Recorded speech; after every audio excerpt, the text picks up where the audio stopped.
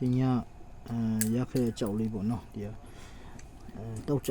ညကစီးထားတဲ့ကြောက်ပေါ့ဒီတာမခန်းပေါ့နော်ဒီတာမခန်းရေခွန်းလေးပေါ့နော်တမီးတစ်ချက်ထောက်ပြလိုက်မယ်နော်ပေးပြီးတော့ပေးလာနော်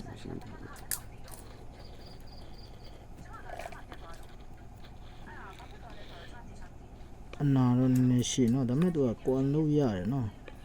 ကွန်လို့ရတယ်ဖြတ်လို့ရတယ်သူကအပွင့်အချက်ခေါင်းလို့ရတာပေါ့နော်အပွင့်အချက်တွေခေါင်းလို့ရတာပေါ့နော်ဒီရွေထားဆွလို့လာနော်ပေးရတော့လာတယ်သူအနာတော့ရှိတယ်ဒါပေမဲ့ဒီမှာသူကအနာရှိပေမဲ့လည်းသူက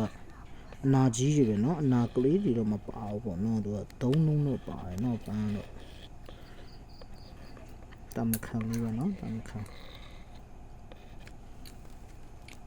ရေစားတော့လက်တဆုပ်စားလက်တဆုပ်လက်တဆုပ်တော့မကောက်ဘူးနော်